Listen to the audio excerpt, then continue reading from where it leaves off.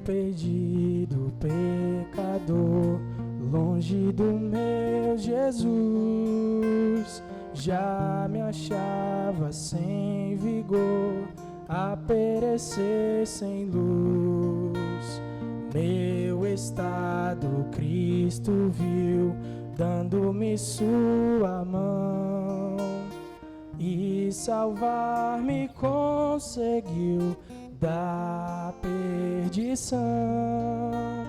Cristo me amou e me livrou. O seu imenso amor me transformou. Foi seu poder, o seu querer. Sim, Cristo Salvador me transformou. Minha vida, todo ser, quero lhe consagrar. Ao seu lado vou viver, o seu amor cantar. A mensagem transmitir aos que perdidos são. Venham todos já fluir a salvação. Cristo me amou e me livrou. O seu imenso amor me transformou. Foi seu poder, o seu querer. Sim, Cristo Salvador me transformou.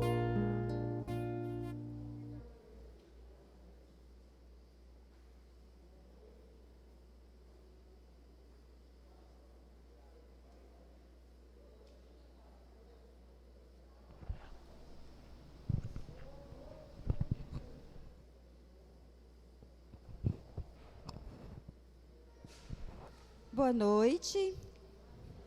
O encontro com Jesus é o tema do nosso culto nesta noite. O encontro com Jesus. E eu quero dar boas-vindas para quem veio se encontrar com Jesus nesta noite. Que nós possamos preparar o nosso coração para estar na presença dEle, esquecendo tudo que estiver lá fora, tudo que estiver atrapalhando a nossa comunhão com o Senhor, que nós possamos esquecer e lembrar que nós estamos aqui num encontro maravilhoso com o Senhor. O tema do culto é o encontro da salvação, mas eu estou me referindo também ao encontro que nós viemos nos alegrar na presença do Senhor, que é cultuando a Ele nesta noite.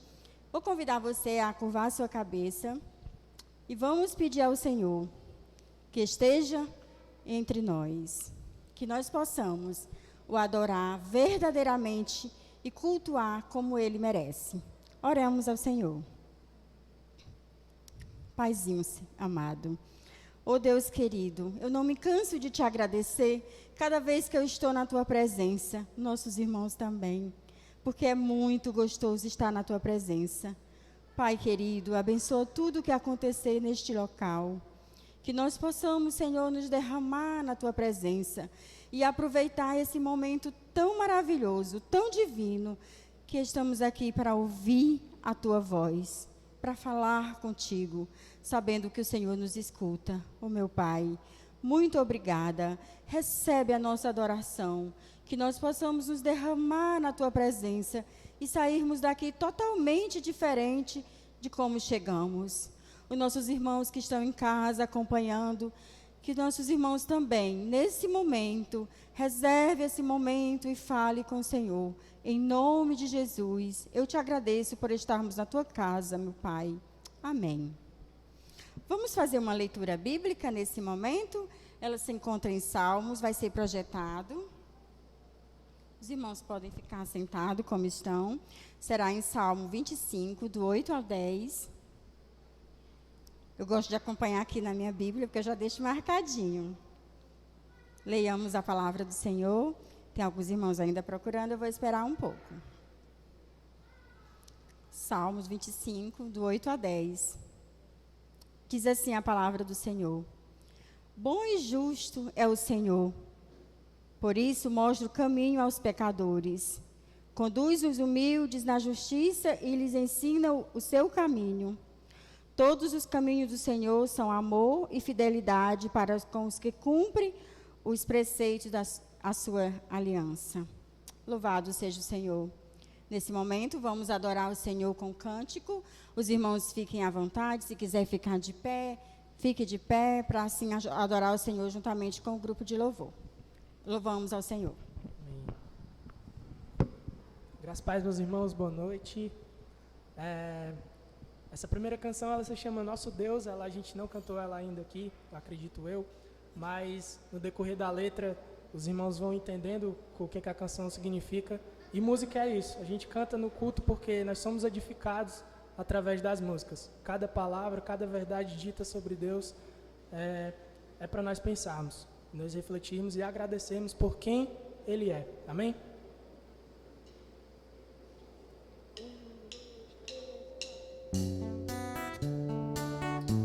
Os irmãos puderem bater palmas.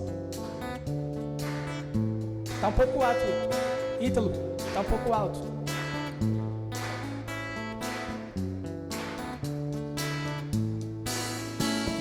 E água e vinho tornou, os olhos dos cegos abriu.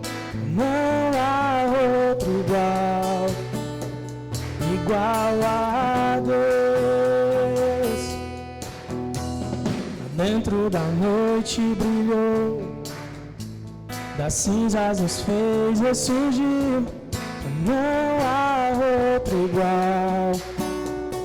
igual a Deus. Deus, tu és grande, e Deus, tu és grande, e és invencível.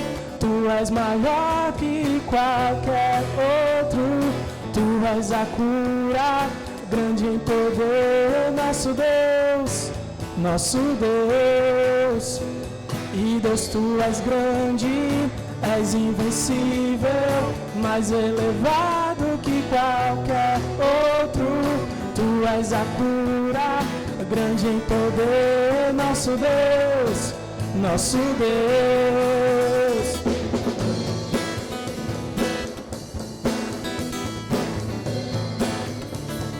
Água em vinho, água em vinho tornou, os olhos dos cegos abriu. Não há outro igual a Deus. Dentro da noite brilhou, das cinzas nos fez ressurgir. Não há outro igual a Deus. Deus, tu és grande, és invencível, mais elevado que qualquer outro. Tu és a cura, grande em poder. Nosso Deus, nosso Deus. E Deus, tu és grande, és invencível, mais elevado que qualquer outro. Tu és a cura, grande em poder. Nosso Deus, nosso Deus. Se Deus está conosco, quem pode nos deter? Se Deus está conosco, não há o que temer. Se Deus está conosco, quem pode nos deter? Se Deus está conosco, não há o que temer.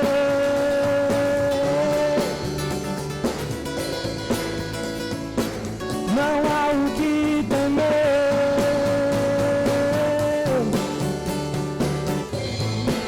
Deus, tu és grande, e Deus, tu és grande, és invencível, mais elevado que qualquer outro. Tu és a cura, grande em poder. Nosso Deus, nosso Deus. Vamos ver se os irmãos aprenderam, amém? E Deus, tu és grande, és invencível, mais elevado que qualquer outro. Tu Tu és a cura, grande em poder, nosso Deus, nosso Deus. Deus, Tu és grande, és invencível, mais elevado que qualquer outro. Tu és a cura, grande em poder, nosso Deus, nosso Deus.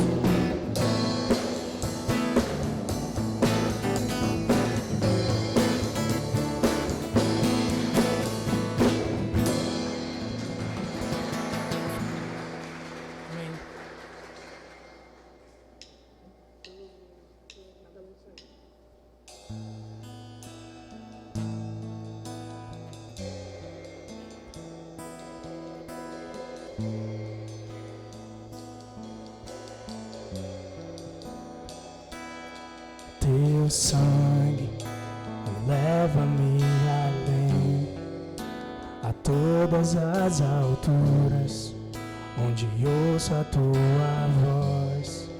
Fala de Tua justiça pela minha vida. Jesus, enxerga o Teu sangue.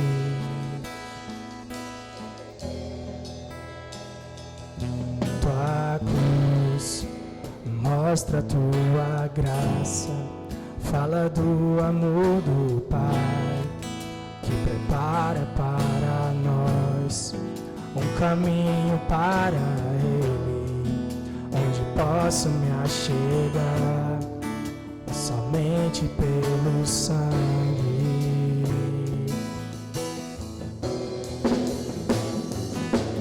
O que nos lava dos pecados,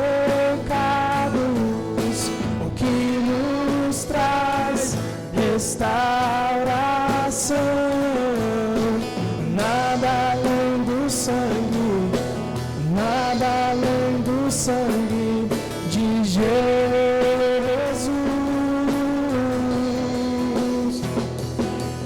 O que nos faz brancos como a neve, aceitos como amigos de Deus, nada além do sangue, nada além do sangue de Jesus.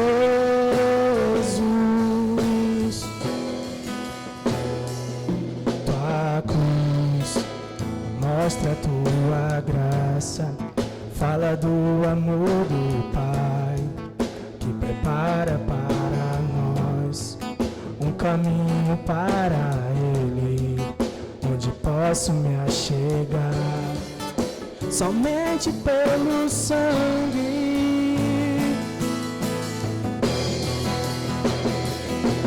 O que nos lava dos pecados, o que nos traz restauração,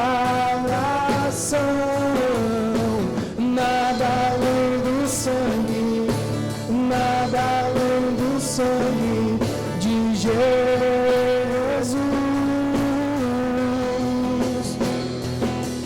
O que nos faz brancos como a neve, aceitos como amigos de Deus, nada além do sangue, nada além do sangue de Jesus. Eu sou livre e eu sou livre, e eu sou livre, nada além do sangue, nada além do sangue de Jesus. Você pode cantar isso? Eu sou livre e eu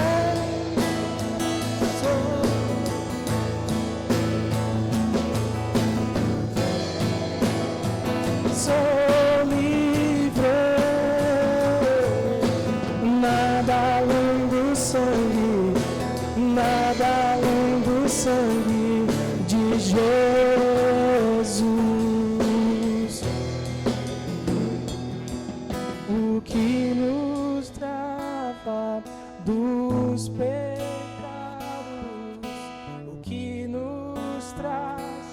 restauração. Nada além do sangue, nada além do sangue de Jesus. O que nos faz? O que nos faz brancos como a neve, aceitos como amigos de Deus. Nada além do sangue, nada além do sangue de Jesus.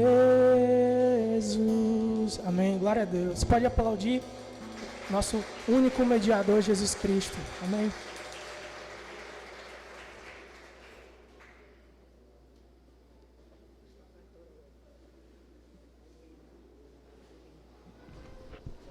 Louvado seja o nosso Deus. Irmãos, o Senhor tem se revelado a nós. Glória a Deus por isso. Louvado seja o nome do Senhor. Ele tem se revelado a nós. E o que nós fazemos para merecer isso? O que resta no nosso coração? Gratidão. Precisamos agradecer ao Senhor por Ele ter se revelado a nós. E neste momento eu vou convidar você a fazer essa oração de gratidão ao Senhor por Ele ter se revelado a nós. Eu vou dar um instante, você vai orar e logo em seguida eu vou quebrar o silêncio orando com vocês.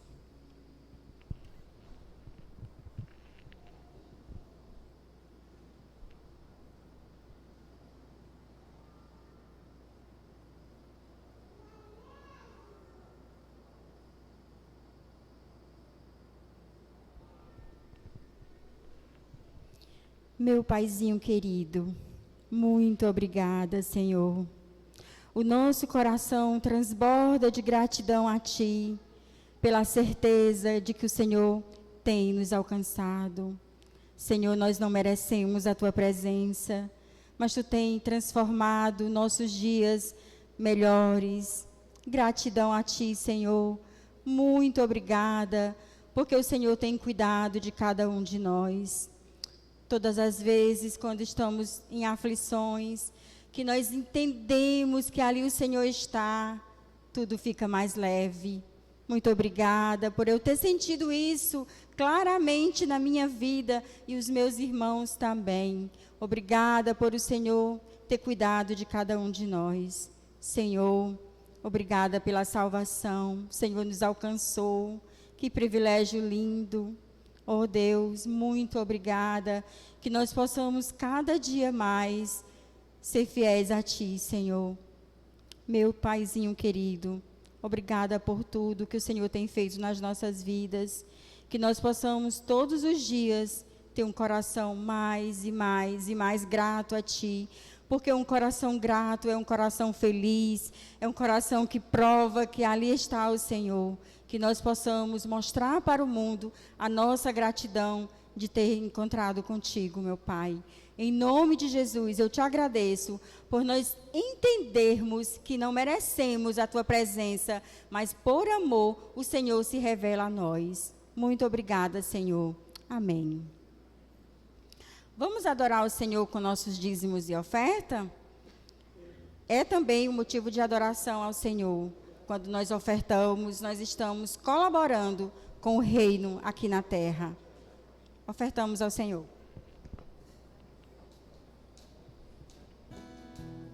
Eu vim para adorar-te, vim para prostrar-me, vim para dizer que és meu Deus, és totalmente amável, totalmente digno, tão maravilhoso para mim.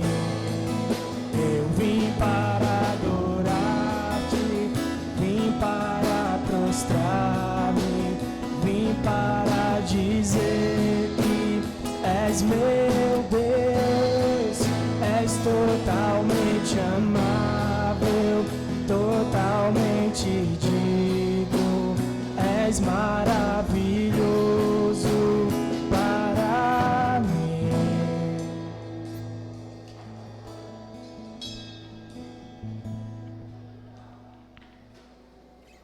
Amém. Nós já adoramos ao Senhor com cântico, com gratidão, oração de gratidão, mas nós precisamos muito pedir ao Senhor, interceder ao Senhor pelas nossas vidas. E nesse momento a gente vai fazer mais um momento de oração. Vamos interceder ao Senhor que nós possamos todos os dias valorizar a presença dEle nas nossas vidas. Vamos orar ao Senhor. Oremos, irmãos. Paizinho querido, ó Deus amado, nada somos sem Ti, Senhor. Por isso nos prostramos à Tua presença, meu Pai. Nós intercedemos cada momento, Senhor, que nós não nos afastamos de Ti, que nós entendemos que perto de Ti somos pessoas melhores. Senhor, tem misericórdia das nossas fraquezas. Ah, Deus, Paizinho querido, cuida de cada um de nós. O Senhor conhece os nossos corações, ó Deus. Que nós possamos, Senhor, nos render aos Teus pés. Que nós possamos entender que somos fracos e que nós não podemos estar desafiando o pecado. Que nós possamos fugir daquilo que distancia de Ti, meu Pai. Senhor, tem misericórdia de nós. Que nós possamos valorizar todo dia o privilégio. Nós somos salvos, por amor o Senhor nos salvou. Que nós possamos valorizar isso todos os dias, Senhor. Tem misericórdia de nós, meu Pai. Ó Deus querido, Pai amado, Te entrego nas Tuas mãos a vida de cada um dos meus irmãos, dessa igreja, nossos familiares, Senhor. Tem misericórdia, Pai, de todas as pessoas que não reconhecem quão maravilhoso é estar na Tua presença. Te peço pelos lares que estão agora ouvindo, cultuando a Ti, Senhor. Abençoa cada família, Pai. Toma nas Tuas mãos, ó Deus, a vida de cada um dos Teus filhos. Que nós possamos todos os dias valorizar a Tua presença. É o que eu Te peço e Te agradeço. Amém. Nós teremos agora a saída das nossas crianças, onde elas estão. Vamos para o culto infantil.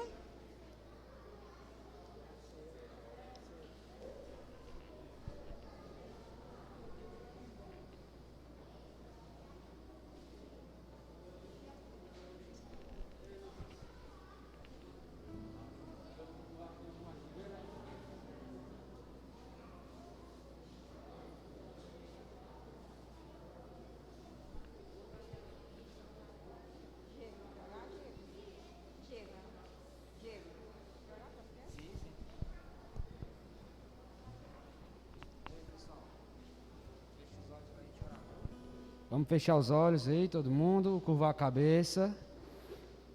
Oremos. Senhor Deus, em nome de Jesus, ó Pai, nós Te oramos e Te agradecemos por esse momento que o Senhor está nos dando, uma grande oportunidade para Te cultuar. Nós Te agradecemos, Senhor, por esse privilégio, e eu quero Te pedir que o Senhor seja comigo nesse momento, e com cada uma dessas crianças, porque nós vamos estar lá atrás, que o Senhor possa me guiar, que o Teu Espírito possa me ensinar junto com eles, para que nós possamos lá atrás também não estar lá apenas aguardando o culto aqui terminar, mas que nós estejamos lá atrás todos juntos também cultuando ao Senhor. É isso que eu Te peço, Te agradeço em nome de Jesus, amém.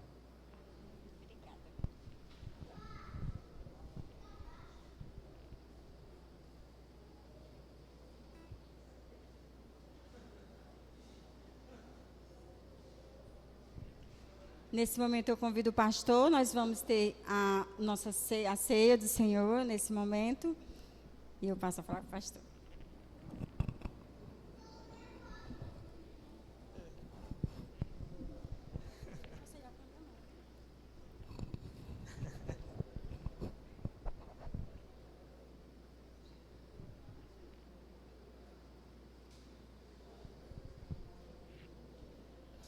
Boa noite, irmãos, graça e paz do Senhor. Quero convidar os irmãos a abrirem suas Bíblias em 1 Coríntios, no capítulo 11.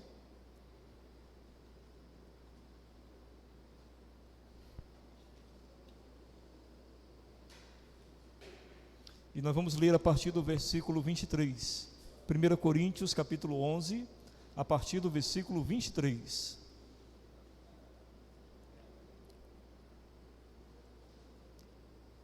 1 Coríntios 11, 23 em diante, diz assim, palavra do Senhor.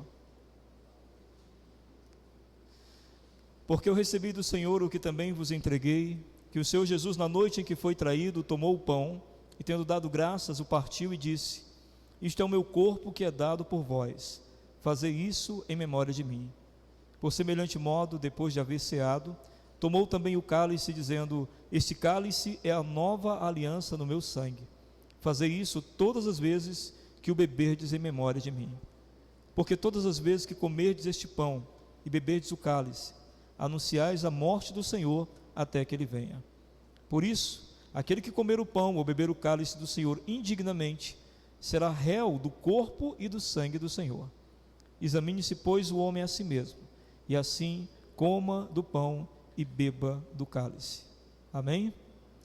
Foi assim que o Senhor Jesus escolheu ser lembrado.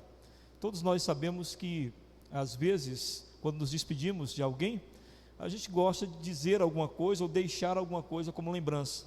Pode ser uma foto, pode ser uma carta, pode ser uma peça de roupa, não importa. Algo que nos lembre. O Senhor Jesus quis então que o pão e o vinho lembrassem não só da presença dele, mas do que ele fez por nós. E é isso que nós fazemos quando celebramos a ceia. Nós lembramos da presença do Senhor, que ele está em nosso meio. Nós lembramos que ele morreu na cruz pelos nossos pecados e por isso nós estamos na presença dele. E nós lembramos que ele veio ao mundo e por ele ter vindo ao mundo é que nós podemos ter a oportunidade de conhecer tão gloriosa salvação. Então o pão é só pão mesmo, não tem nada de especial, mas significa nesse momento o corpo do nosso Senhor Jesus Cristo. E o vinho é suco de uva, mas nesse instante representa o sangue de Jesus que foi derramado por nós. Eu digo por nós porque foi por causa dos nossos pecados que ele derramou o seu sangue. Então nós, nesse instante, quando participamos da ceia, celebramos a vitória da cruz, celebramos Jesus ter vindo ao mundo, celebramos a nossa salvação e celebramos finalmente, ele está entre nós. Tudo isso está sendo celebrado agora. A ceia não é um momento de tristeza, a ceia é um momento de grande alegria, é a vitória do crente por meio de Cristo Jesus. E quem pode participar da ceia do Senhor? Todos aqueles que depois que confessaram Jesus como Senhor e Salvador de suas vidas, foram batizados depois que creram em nome do Pai, do Filho e do Espírito Santo. Mas as Escrituras dizem para nós também que devemos verificar os nossos corações, pois devemos estar em paz com todos e principalmente em paz e em comunhão com a igreja do Senhor. Portanto, vamos orar nesse instante, pedindo que o Espírito Santo sonde os nossos corações e assim nós possamos estar em paz com todos para a glória do Senhor. Ore comigo nesse instante.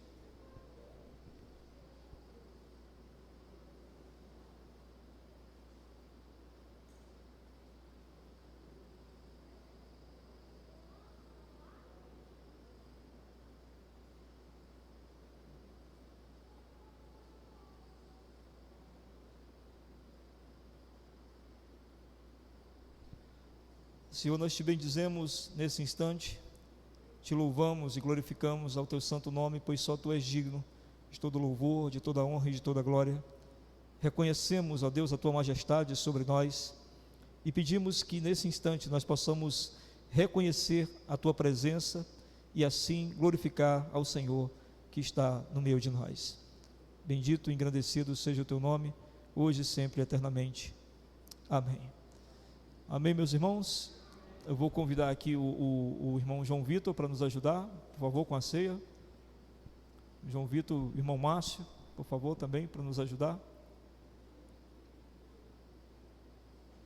E a irmã Mônica e irmão Aldenor, por favor, nos ajudar aqui na ceia.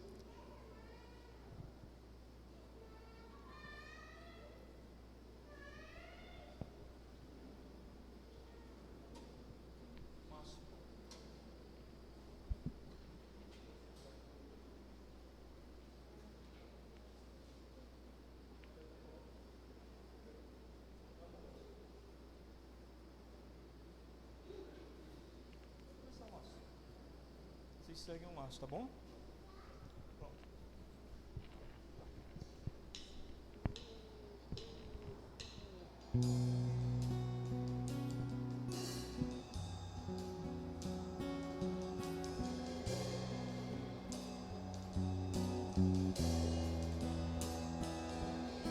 Deixou os céus pra me encontrar.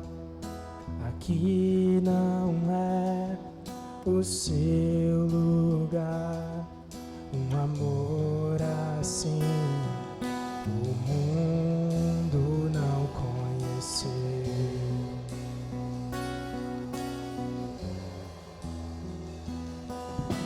Aquela cruz se entregou, o teu perdão me alcançou. Um amor assim o mundo não conheceu.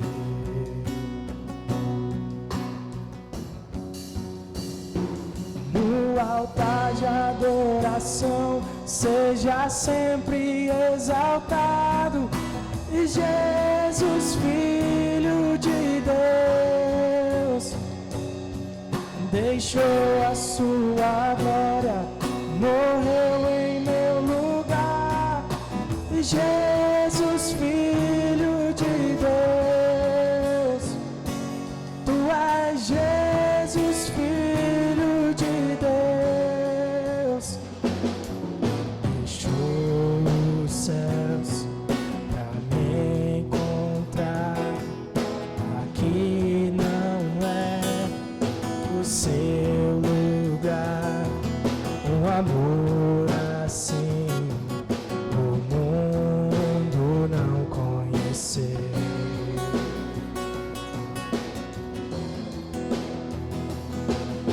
Aquela cruz se entregou, o teu perdão me alcançou.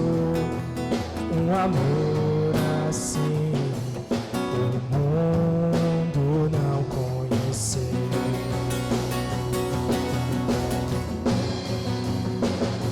No altar de adoração seja sempre exaltado, e Jesus, Filho de Deus, deixou a sua glória, morreu em meu lugar. E Jesus, Filho de Deus, e tu és Jesus, Filho de Deus, seja exaltado, engrandecido, teu nome é santo, poderoso é, e não há nada que apague o seu amor. A cruz me libertou, a cruz me libertou, a cruz me libertou, a cruz me libertou.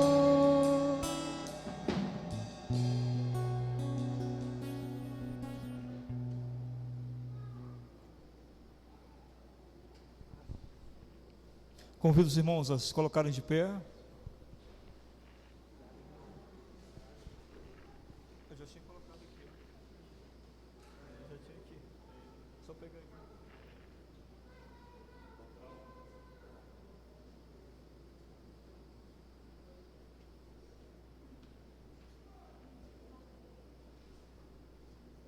Já peguei. Douglas, já pegou?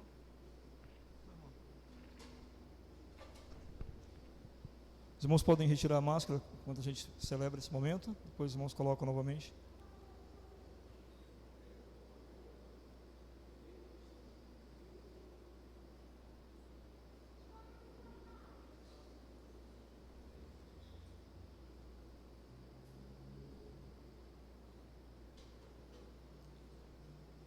Pronto? Senhor Jesus, na noite que foi traído, então tomou o pão e, tendo dado graças, disse: isto é o meu corpo, que há de ser dado por vós, fazei isso em memória de mim. Nós comemos o pão agora, lembrando da vitória na cruz, que foi o corpo do Senhor Jesus ali estar estraçalhado para que os nossos corpos um dia sejam glorificados. Comamos todos o pão.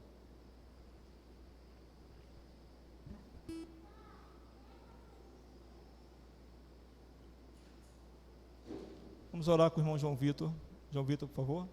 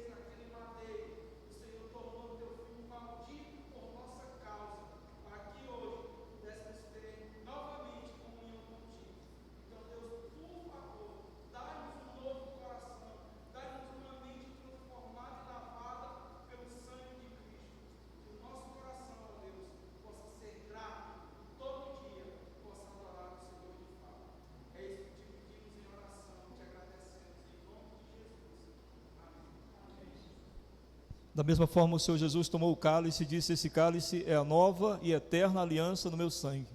Meus irmãos, aqui é uma aliança eterna que o Senhor Deus fez conosco por meio do sangue de Jesus. Nada nos separa do amor de Cristo, nem a morte, nem a vida, nem principados, nem potestades, nem o presente, nem o porvir, nem qualquer criatura no céu, na terra, embaixo da terra ou em todo o universo pode nos separar do bendito amor de Jesus por nós, porque isso foi selado pelo sangue de Jesus na cruz. Bebamos todos o vinho celebrando isto. Vamos orar com a irmã Mônica.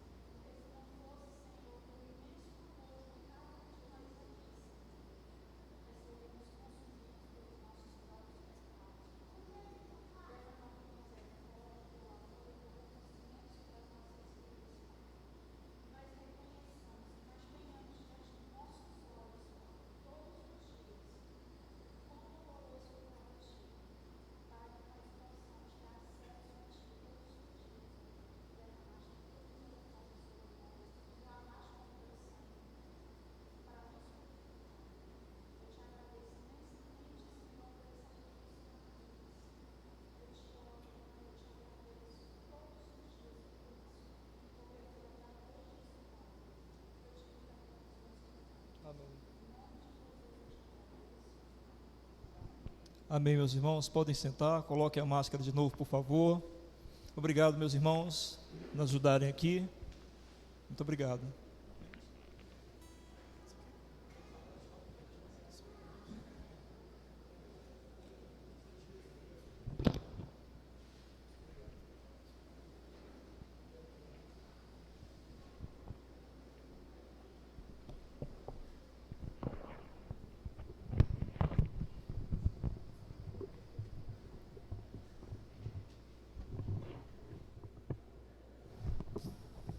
Meus irmãos, a nossa ideia da ceia antes da mensagem era para poder as crianças participarem vendo, né? Mas a irmã Eunice acabou se confundindo ali. A ideia era que as crianças vissem a gente celebrando esse momento, né? Para que elas já começassem a entender o que é, para que os pais pudessem explicar também como é que funciona. Mas não se preocupe não, a gente tenta outra vez, né, irmão Eunice? E, enfim, Deus sabe todas as coisas, né? Teve algum motivo para que a gente não fizesse com as crianças. Meus irmãos, nós começamos hoje Deixa eu pegar meu celular aqui. Por favor, meu Eunice, é porque ali é meu esboço.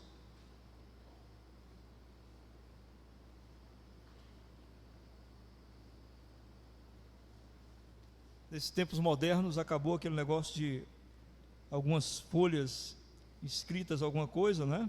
Agora no celular dá para ter o esboço da mensagem tranquilamente.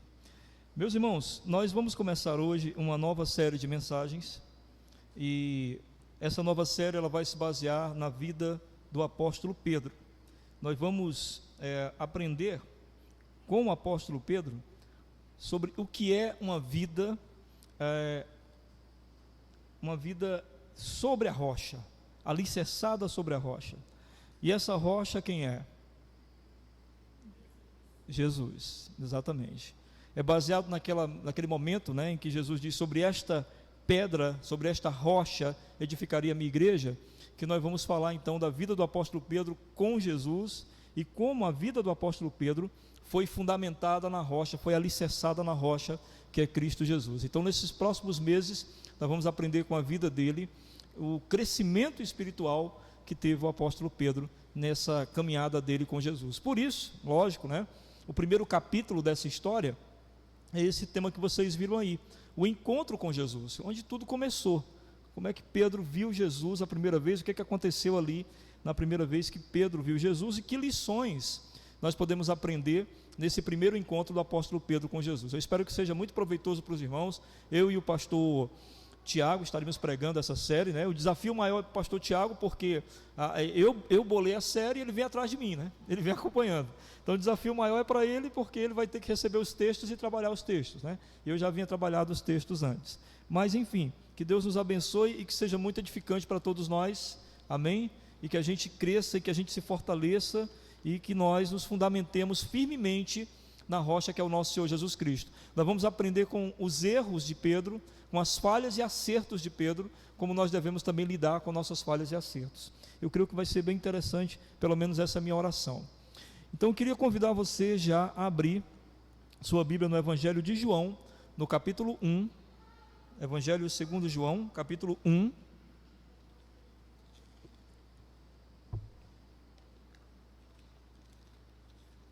E nós vamos ler do verso 35 ao verso 42. João, capítulo 1, no verso 35 ao 42.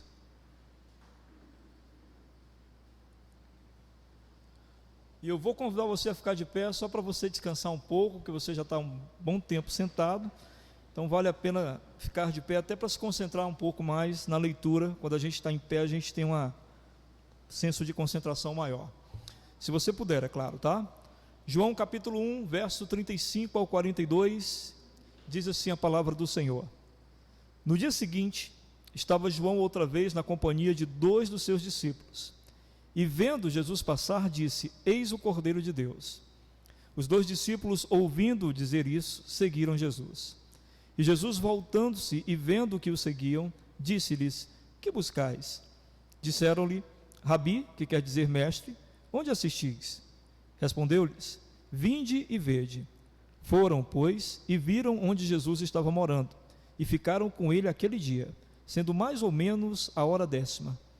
Era André, o irmão de Simão Pedro, um dos 2 que tinham ouvido o testemunho de João e seguido Jesus.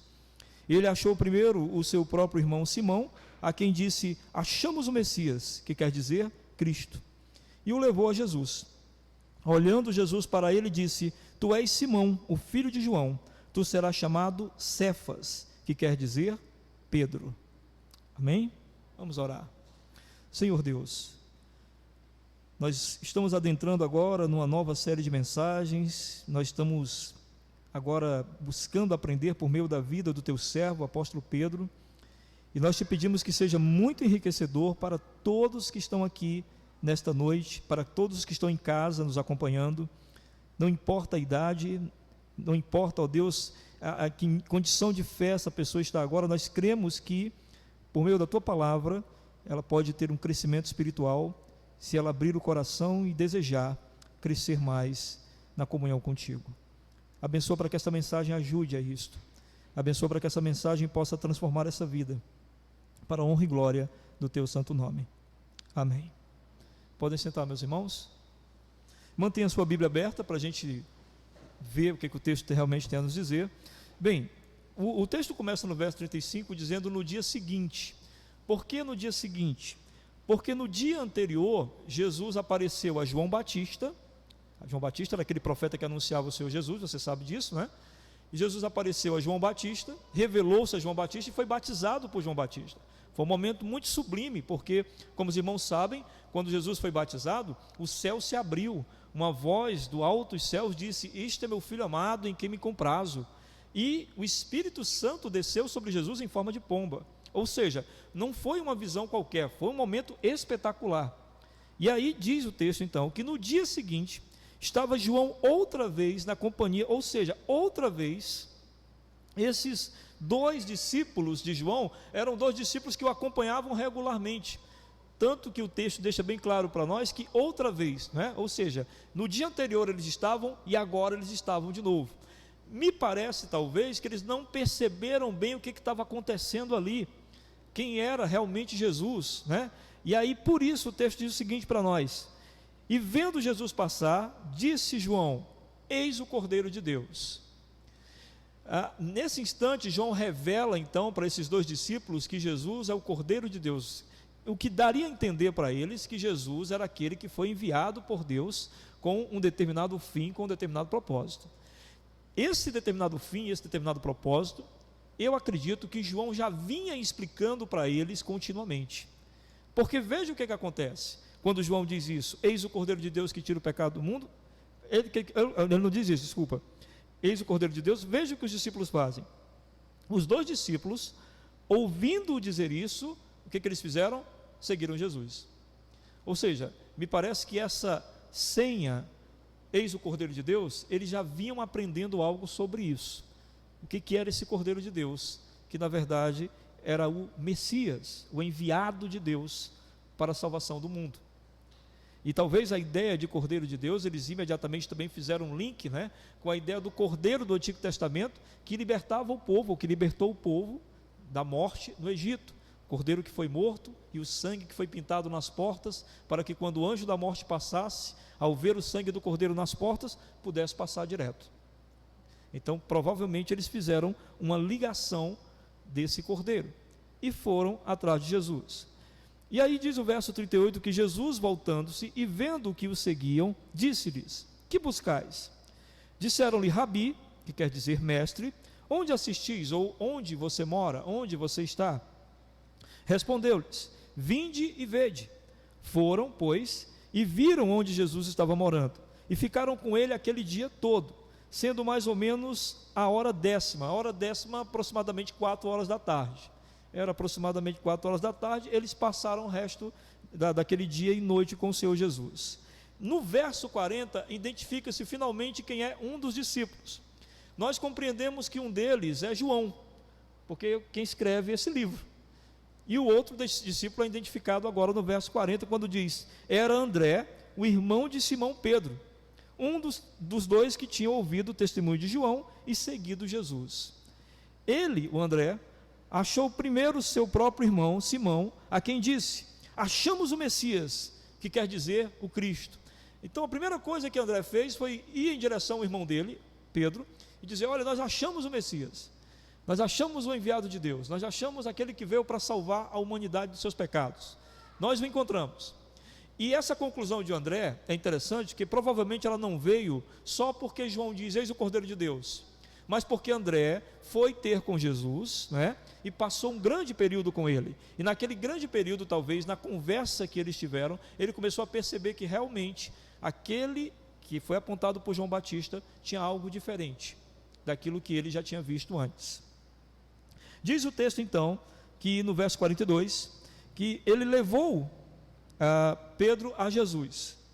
Olhando Jesus para ele, disse: "Tu és Simão", esse é o nome de Pedro, certo? É Simão. "Tu és Simão, filho de João, e tu serás chamado Cefas." Jesus dá um apelido para ele. Cefas significa Pedro, que, se a gente for traduzir literalmente, é pedregulho, pedrinha pequena, que alguns gostam de identificar essa pedrinha como uma pedra incômoda que às vezes ficava nas sandálias deles, né? Iam caminhando e aquela pedra, como pedra no sapato, aquela pedrinha incômoda que entrava ali na sandália. Alguns historiadores e linguistas da Bíblia gostam de ler dessa forma esse termo. Eu acredito que possa ser mesmo. Pedro era uma pessoa bastante incômoda, né? Ou tornou-se bastante incômodo para algumas coisas, tamanha a sua impetuosidade, que nós vamos ver nos próximos textos também. Eu queria destacar 3 coisas nesse texto, que eu acho que são bastante importantes para o que a gente vai entender hoje sobre o que significa se encontrar com Jesus, que é isso que a gente vai ver hoje. A primeira coisa que eu quero destacar é que Pedro, você percebe aí, ele não estava com o seu irmão André em busca da verdade. O texto diz para nós aqui claramente que André e provavelmente João é que são discípulos de João Batista. Pedro não estava lá. E talvez Pedro fosse aquele insatisfeito acomodado. Por que eu digo insatisfeito? Porque quem estava indo atrás de João Batista é quem já estava completamente insatisfeito com a religião do templo. A religião do templo ela estava corrompida. A religião do templo não era mais honesta. Quem estava como sacerdote, ou seja, como líder no templo naquela ocasião, eram pessoas indicadas politicamente e não da linhagem de Levi.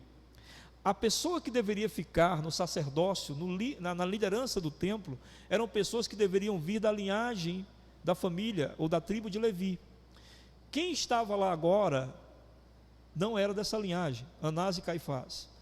Eram pessoas escolhidas pelo imperador, eram pessoas escolhidas pelo governador. Não tinham linhagem nenhuma. E o interessante é que João Batista é da linhagem da tribo de Levi. Ele era para estar no templo.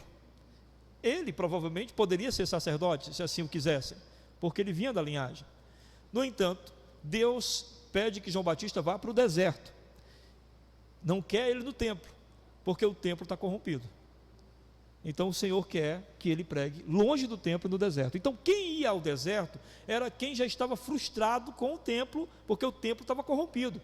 Então eles iam ao deserto buscar uma palavra realmente de Deus, uma palavra que eles acreditavam que era de um profeta do Senhor, e por isso eles foram ouvir João Batista. E aí a gente entende, André e João estão lá, mas Pedro não está. Se Pedro não está, isso não significa que ele não estava também insatisfeito, até porque o irmão dele vai procurá-lo e vai dizer, nós achamos o Messias. Mas provavelmente ele era um insatisfeito acomodado. Estava insatisfeito com aquilo, mas não vou para lugar nenhum, vou ficar aqui no meu lugar. A segunda coisa que a gente observa no texto é que o seu irmão de Pedro, André, foi lá e falou de Jesus para ele, assim que conheceu Jesus praticamente. Ele conheceu Jesus e imediatamente ele foi anunciar Jesus a Pedro. E Pedro, provavelmente, não convencido pelas palavras do irmão, ou curioso pela euforia do irmão, né? Você imagina, de repente o cara chega, o Messias, a gente conheceu ele, sabemos quem é o Salvador, porque dentro da cultura judaica, o Messias, ele era alguém que vinha da linhagem de Davi para reinar. Os judeus acreditavam que esse que vinha da linhagem de Davi, vinha não só para reinar, mas ele vinha como um comandante, para ajustar o povo contra o opressor, que era o Império Romano que estava dominando eles. Então imagina só, você chegar e dizer, nós vimos o Messias, nós vimos alguém que é da descendência de Davi, que é da realeza, que é um comandante, que vai assumir uma guerra. É mais ou menos isso que está sendo dito aqui. Então ele chega para Pedro, dizendo, nós vimos o Messias. Talvez Pedro não se convenceu, ou ficou curioso, e apenas as palavras não bastaram. Então o que André fez? Levou Pedro para conhecer Jesus, pessoalmente, certo?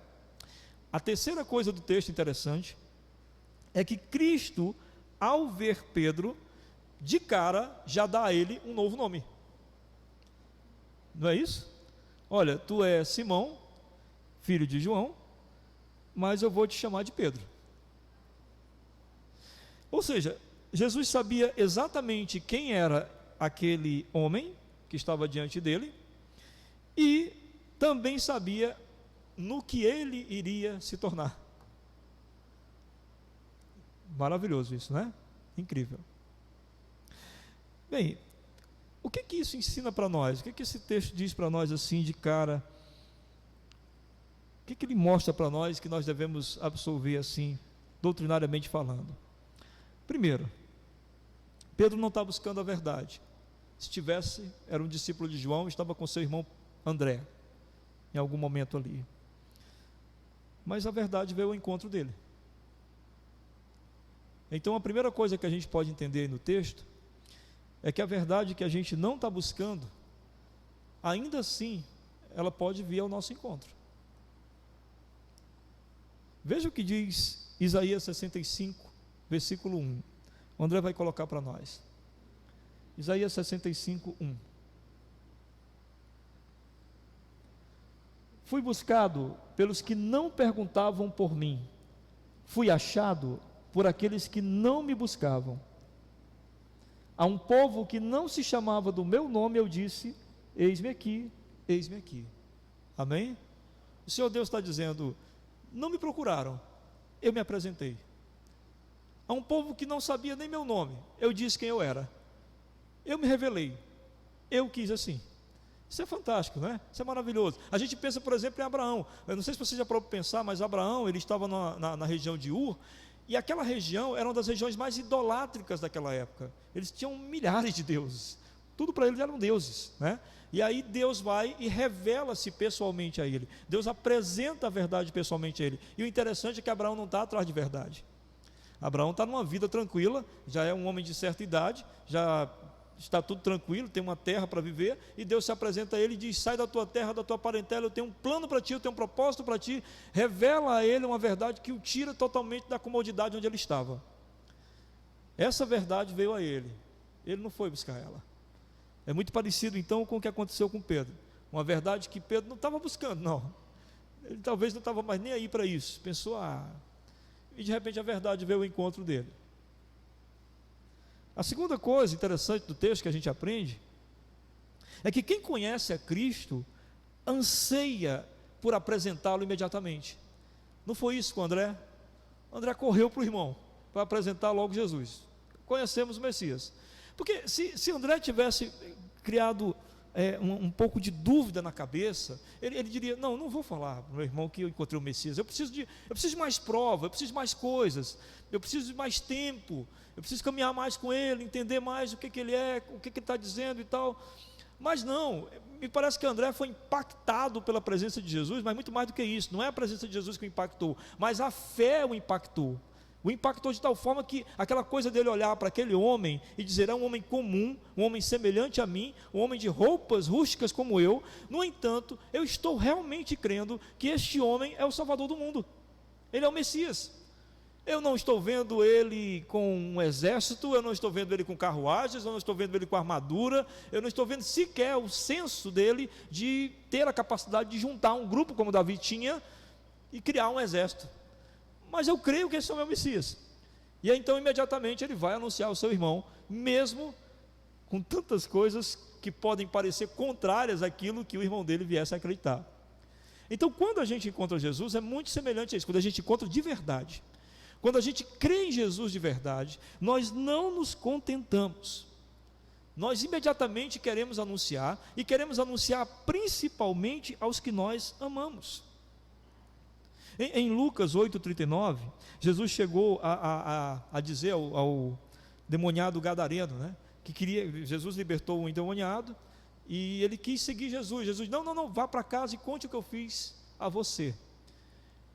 Mas isso não era regra, porque teve outro momento, por exemplo, que Jesus curou um homem paralítico, aliás, um homem leproso, e disse: não conte para ninguém. No entanto, o homem saiu contando para todo mundo, porque ao que parece era irresistível. Se você se encontrasse com Jesus, era irresistível ficar calado sobre ele. No Evangelho de João, no capítulo 4, nós temos a mulher samaritana que encontra Jesus.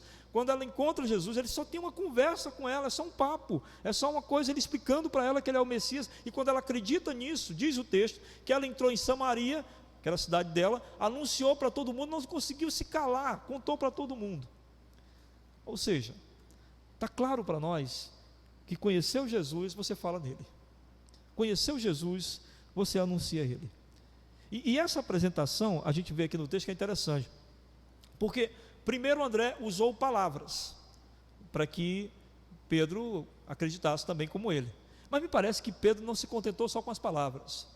Ou ficou curioso, ou duvidou mesmo. Nós não sabemos, não tem os sentimentos ditos aqui. É uma coisa que a gente tem que apenas especular. Só sei que Pedro faz o seguinte, que André faz o seguinte: Pedro, então vamos conhecer, de perto. Vamos ver quem ele é. Que é outro aspecto interessante, que a gente às vezes fala de Jesus com nossas palavras, com nossas argumentações, olha, eu creio que ele é isso e aquilo, mas as pessoas querem ver algo vivo, físico, presencial, de que ele realmente existe.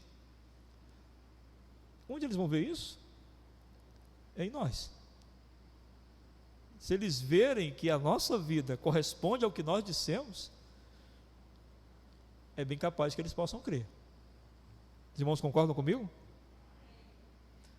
E em terceiro lugar, uma terceira coisa que a gente vê no texto, é essa coisa maravilhosa de Jesus saber quem é Pedro e quem ele vai se tornar. É de Jesus saber quem nós somos e quem nós seremos. Eu acho isso espetacular. E tem uns textos bíblicos que eu gostaria de ler com os irmãos sobre isso. Salmo 71, verso 6. Em ti tenho apoiado desde o meu nascimento. Do ventre materno tu me tiraste. Tu és motivo para os meus louvores constantemente. O Senhor Deus nos conhece desde o ventre das nossas mães. Amém? Aí tem o famoso Salmo 139, versículo 13. Pois tu formaste o meu interior, tu me teceste aonde? No seio da minha mãe. Amém? E tem Jeremias 1,5. Antes que eu te formasse no ventre materno, eu te conheci. E antes que saísse da madre, te consagrei e te constituí profeta às nações. Aqui ele está falando de Jeremias, mas não é especificamente só para ele, mas todos aqueles os quais o Senhor, lógico, criou. Ele conhece-nos desde o ventre das nossas mães. Então é impressionante esse momento, né, onde Jesus se encontra com Pedro e diz exatamente: eu sei quem você é, e sei mais, sei quem você vai se tornar. Você é Simão, mas você vai se tornar um Pedro. Você vai se tornar um incômodo, mas um incômodo muito bom. Um incômodo que vai, sabe, ajudar muitas pessoas a se achegarem a mim. Então, diante dessas coisas, dessas lições que nós vemos no texto, eu gostaria que nós víssemos o seguinte para aplicar para as nossas vidas. Encontrar-se com Jesus pode mudar a sua vida. Amém? Pode. Depende de algumas coisas. Amém? Judas se encontrou com Jesus. Não mudou nada. A Bíblia conta que 10 leprosos se aproximaram de Jesus. Só um a vida mudou. Entendem isso? Há muitos que encontram-se com Jesus, mas a vida não muda.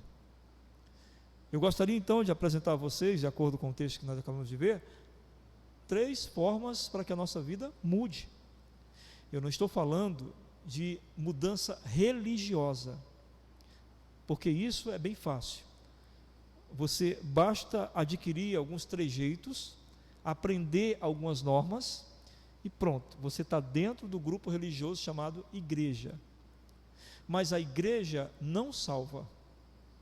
O que salva é estar em Cristo, porque quem está em Cristo, nova criatura é, não é quem está na igreja. É muito comum as pessoas, ao adaptarem-se ao meio religioso, acharem que, por frequentar uma igreja, por fazerem orações, por carregar uma Bíblia e saber dizer as coisas certas no momento certo, pertencem ao Senhor Jesus. Pertencer ao Senhor Jesus é ter uma vida totalmente entregue, subordinada à autoridade dele em todos os momentos, não somente aqui.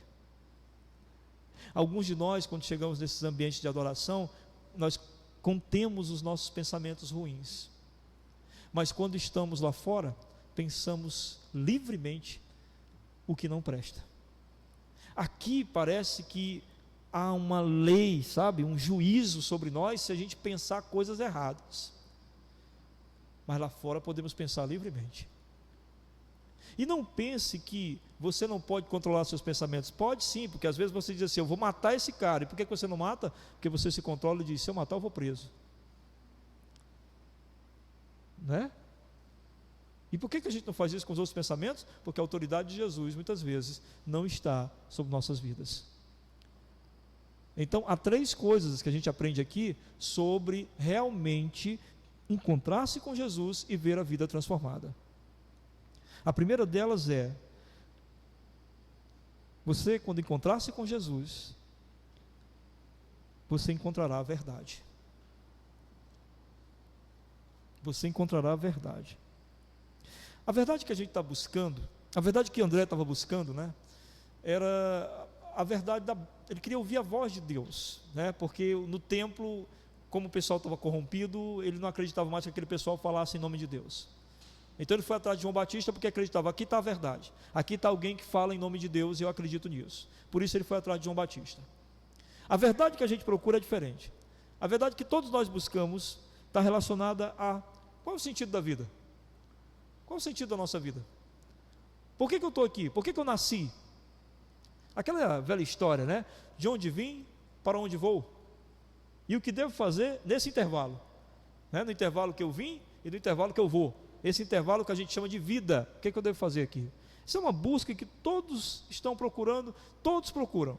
E é engraçado que todas as religiões procuram dar uma resposta para essa busca. Todas as religiões, se você pesquisar, e são muitas, são milhares, na época de Jesus já existiam milhares, todas elas têm resposta para isso, todas elas dizem de onde viemos, o que devemos fazer aqui e para onde um dia nós vamos. Todas as religiões apontam esse tipo de coisa. Agora, você quer ver uma coisa interessante? A verdade que algumas pessoas acham adequada é aquela que seja mais cômoda para a vida deles.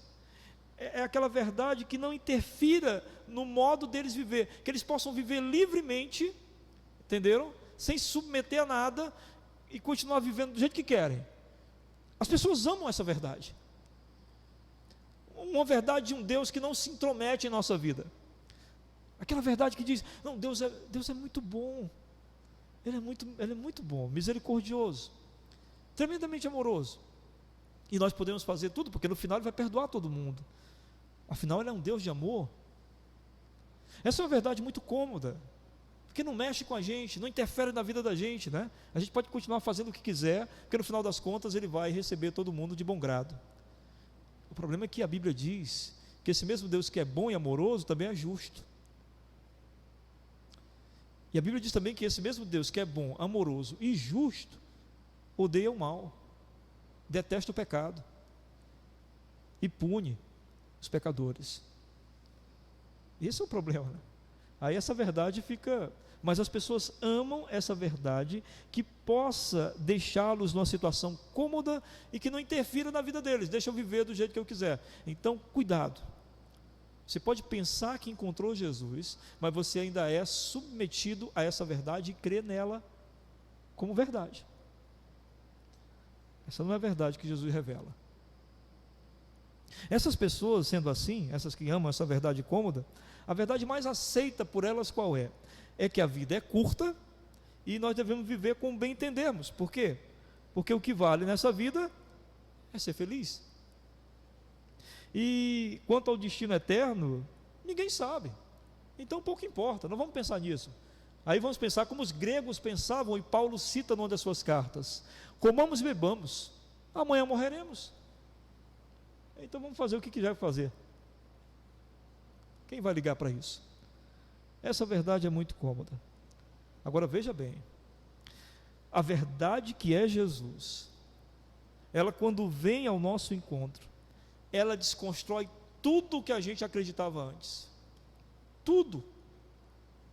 Desconstrói absolutamente tudo o que a gente pensava antes. Porque o que a gente pensava? Por exemplo, nós pensávamos que nós éramos o centro da coisa, que tudo estava centrado na nossa vida, que tudo voltava-se para nós. E aí a verdade de Cristo diz: não, a vida não tem a ver com você, a vida tem a ver com Deus.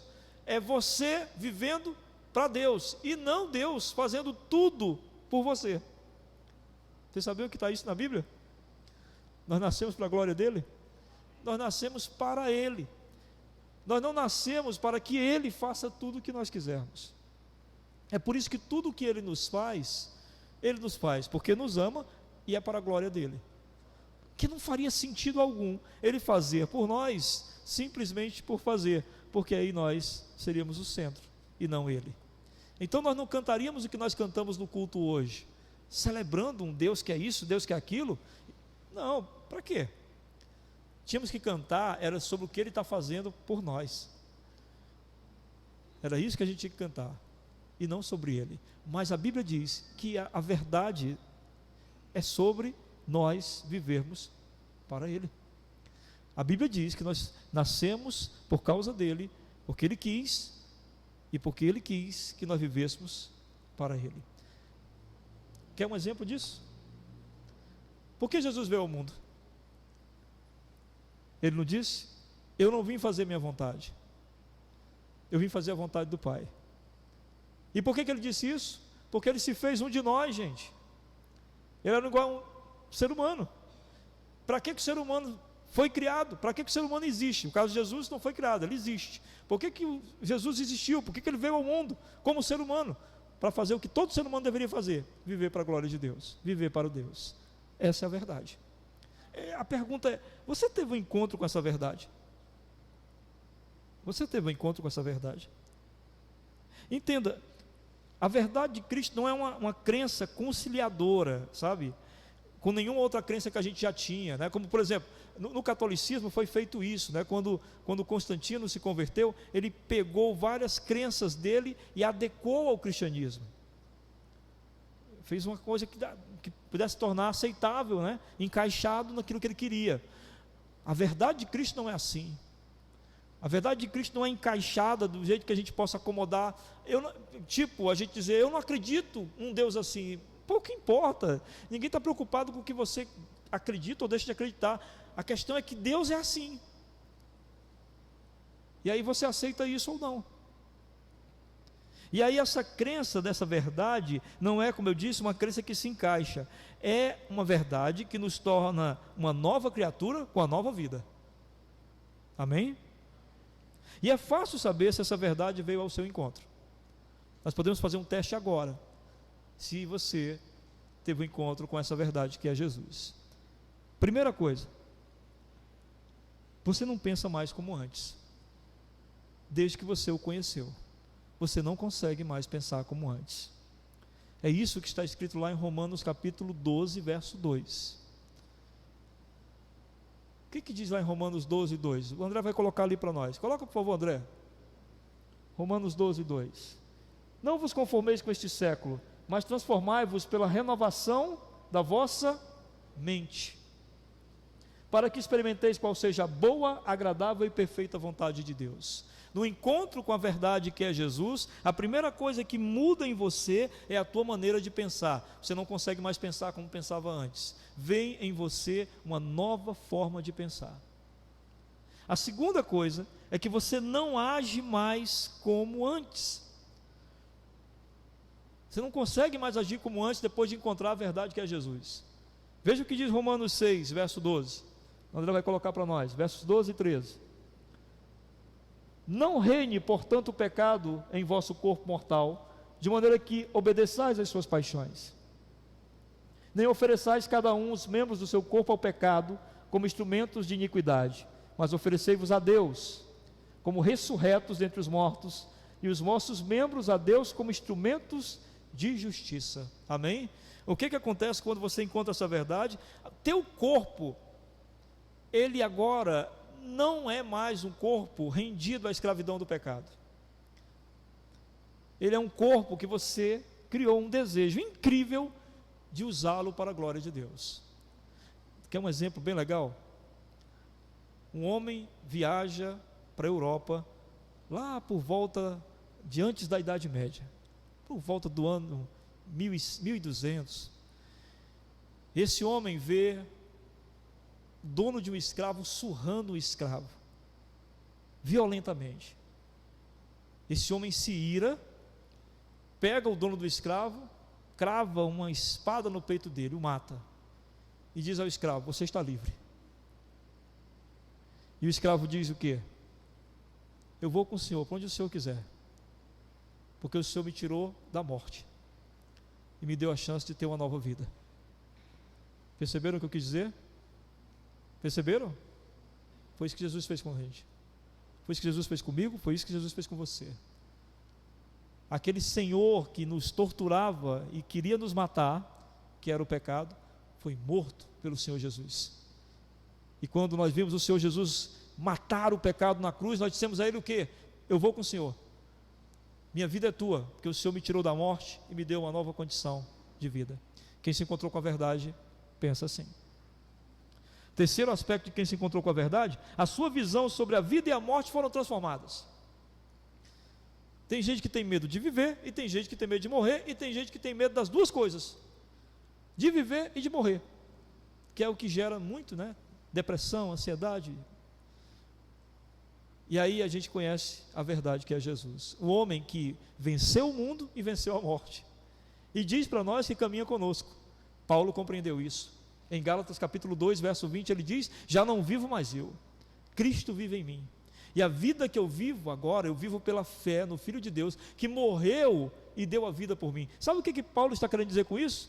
Já não vivo mais eu, Cristo vive em mim. Ele está dizendo: eu encaro a vida com Ele, e eu vou encarar a morte com Ele também. Então, mudei completamente a perspectiva de vida e morte.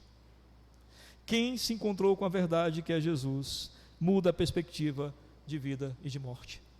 Essa verdade, meus irmãos, nos liberta das limitações que o pecado havia nos condicionado. Essa verdade, e essa parte melhor, ela pode vir graciosamente até nós, ainda que nós estejamos indiferentes a ela. A verdade foi até Pedro. Pedro não estava nem aí para a verdade. Ou como disse, nós lemos aqui Isaías 65:1, Deus revela a sua verdade a quem Ele quer. E Deus revelou sua verdade a nós. A questão é, pense bem, você conhece essa verdade? A sua vida mudou por causa dessa verdade? A segunda coisa, se você tiver realmente um encontro com Jesus, você se tornará uma mensagem viva.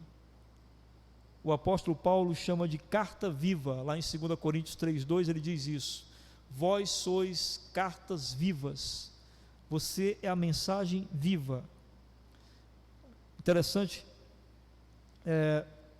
André fala, argumenta com Pedro, mas depois pensa: não, é melhor levar Pedro até Jesus, para que ele conheça pessoalmente. Nós recebemos da parte de Deus, meus irmãos, uma mensagem de salvação e reconciliação com Ele.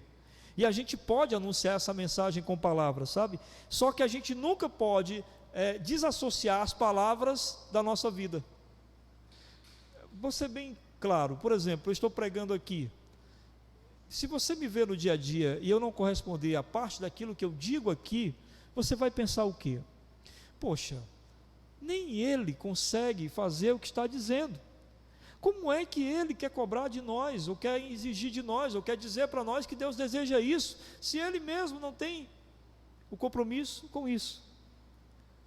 Então, quando nós conhecemos Jesus, nós entendemos isso, recebemos uma mensagem que podemos proclamar com nossas palavras, mas muito mais do que proclamar com nossas palavras, esta mensagem tem que estar encarnada em nós. Tem que estar encarnada em nós. Sabe, às vezes as pessoas olham para nós e dizem: fulano está triste, fulano está abatido, porque o nosso semblante já demonstra a mensagem. A nossa vida já deve demonstrar uma mensagem, a mensagem de que Jesus está em nós. Aquilo que a gente anuncia deve estar unido com o que a gente vive. As pessoas, elas precisam da mensagem, meus irmãos, mas elas precisam também da autenticação da mensagem. E a autenticação da mensagem são nossas vidas. Não basta falar de um Salvador, é preciso viver diante das pessoas como quem realmente foi salvo.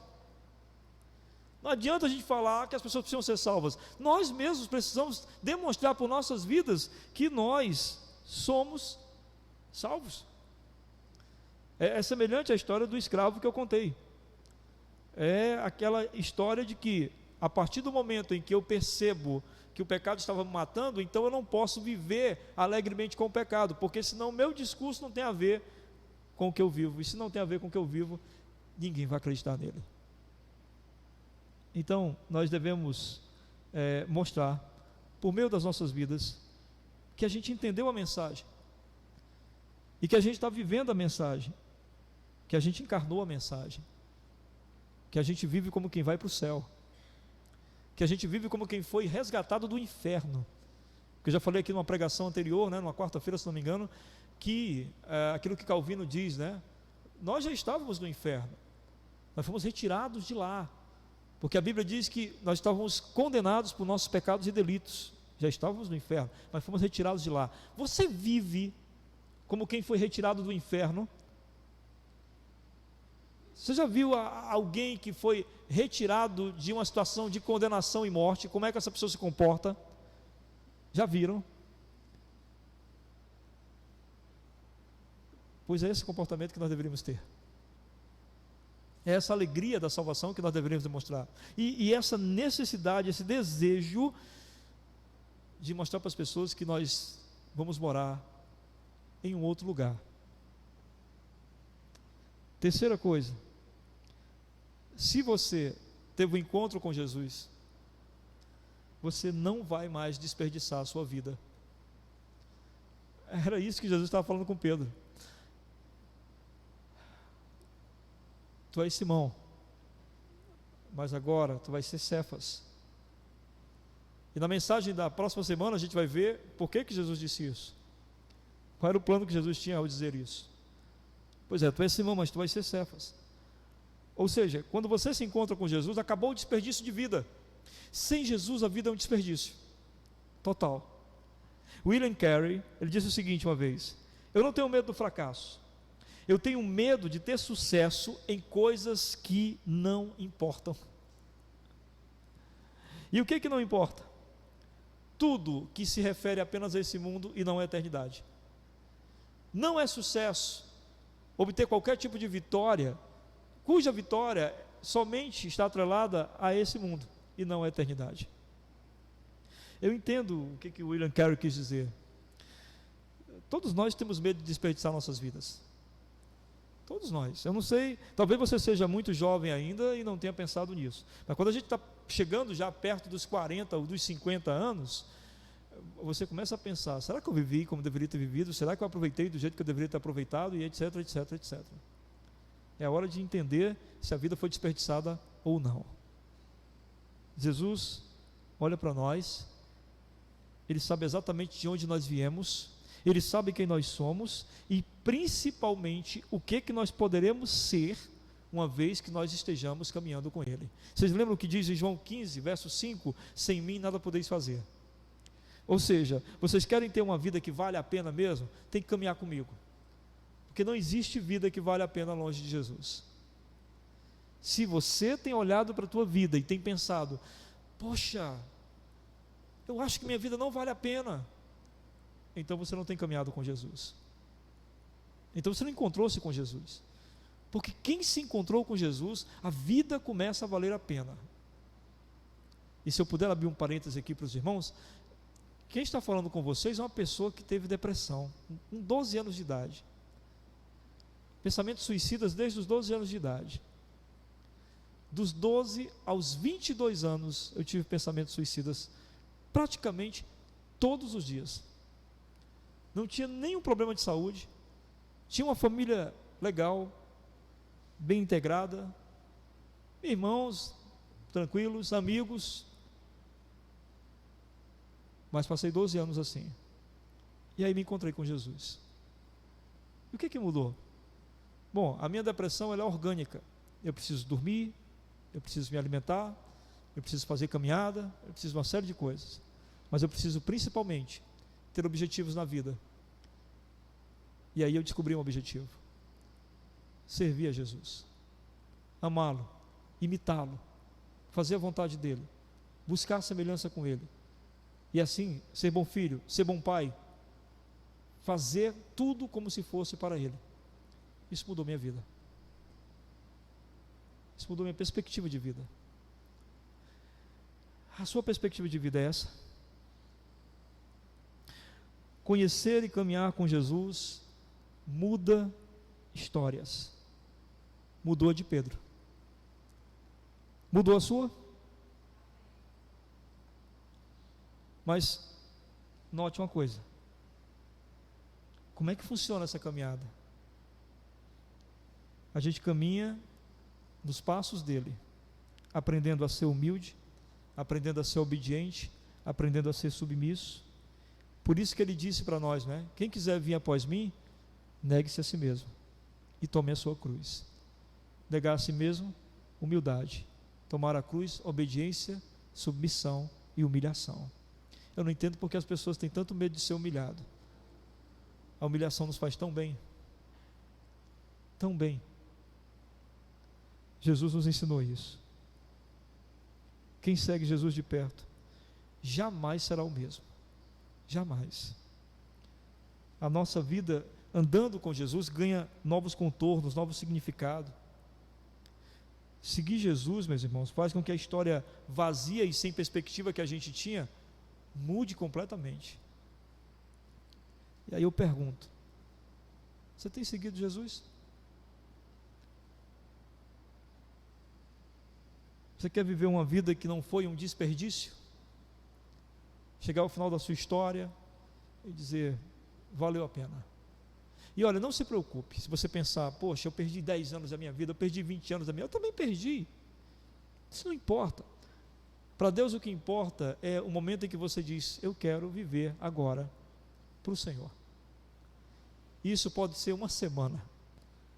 A minha mãe teve uma semana de crente, menos de uma semana. Ela entregou a vida a Jesus numa quinta-feira. Ela morreu numa quarta-feira da outra semana. Mas o semblante dela mudou, a perspectiva dela mudou e o medo da morte foi embora. Ou seja, não importa o tempo. O que importa é que, se você quiser, a tua história muda. Você teve um encontro com Jesus, meu irmão? Você teve um encontro com a verdade que é Jesus? Eu gostaria que você fizesse essa pergunta a você mesmo nesse instante. Você teve esse encontro com a verdade?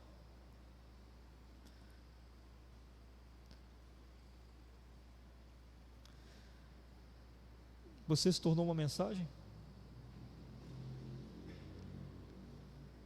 A sua vida mudou? Convidar o pessoal do louvor para vir à frente aqui. Vamos orar? Fala com o Senhor sobre o que você ouviu nessa noite.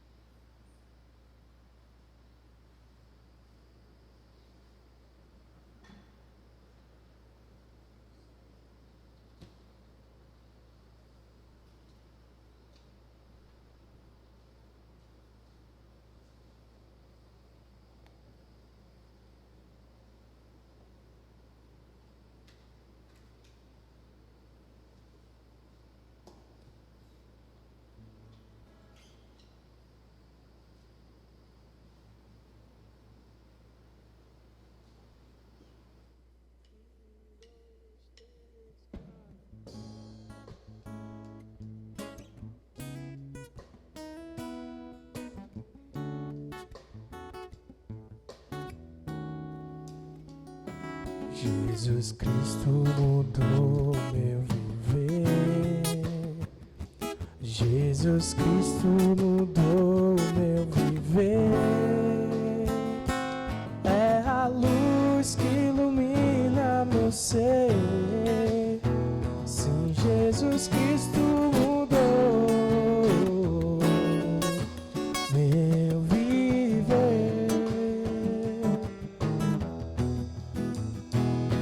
Diferente hoje é o meu coração.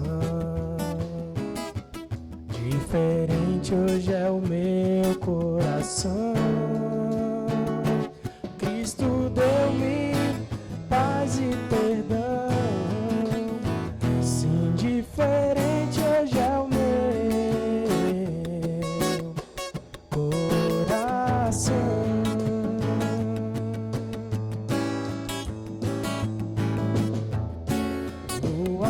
só conheci canções que falavam de ilusões, mas tudo agora é diferente. Cristo fala com a gente, pois Cristo deu-me o seu amor. Diferente hoje é o meu coração, diferente hoje é o meu coração. Cristo deu-me paz e perdão. Sim, diferente hoje é o meu coração.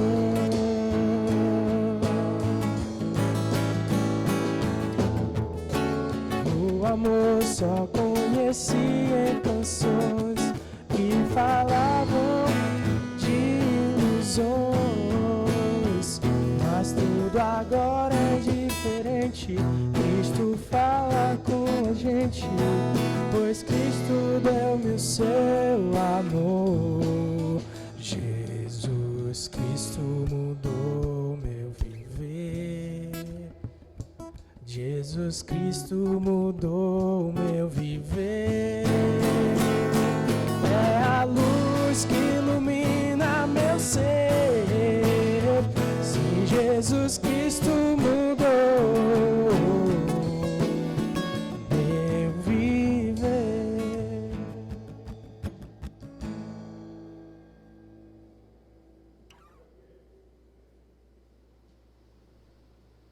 Amém, meus irmãos. Vamos colocar de pé. Vamos encerrar o nosso culto. Logo após a minha oração, você não saia abruptamente, peça pela sua semana e fale com o Senhor mais uma vez. Uma oração silenciosa. Amém? Senhor Deus, muito obrigado por tua graça, misericórdia e amor manifestado em nossas vidas hoje por meio deste culto e de tudo o que aqui aconteceu. Bendito seja o teu nome. Que o amor de Deus, a comunhão do seu Santo Espírito e a graça do nosso Senhor Jesus Cristo esteja derramada sobre o povo de Deus, agora e para todo sempre. Amém. Deus abençoe. Sentem, façam a oração. Tem um aviso, desculpa. Só um minuto, irmãos, antes de vocês orarem. Coloca aí, por favor, André. Tinha esquecido completamente. Só um minutinho, irmãos.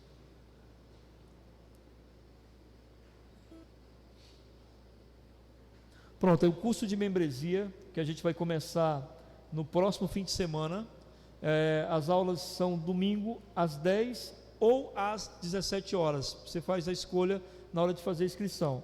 E a turma até 12 alunos, tá certo? Então, são duas turmas. Se você quiser se tornar membro da nossa igreja, 10 horas ou 17 horas no domingo, tá bom? É isso, né, André? Tem mais um? E a feijoada amanhã é em prol como é o nome da menina? Da sobrinha da irmã Thelma, da Camila, né, que está fazendo tratamento. A igreja está ajudando o tratamento da Camila. E aí você pode participar comprando a feijoada amanhã, a partir das 10 da manhã, aqui na igreja, tá bom? Eu acho que o pessoal... É 10 da manhã, né? Geralmente não é isso? É isso? Ok. Mais alguma coisa, André? Pronto, desculpa, André. Gente, podem orar. Deus abençoe.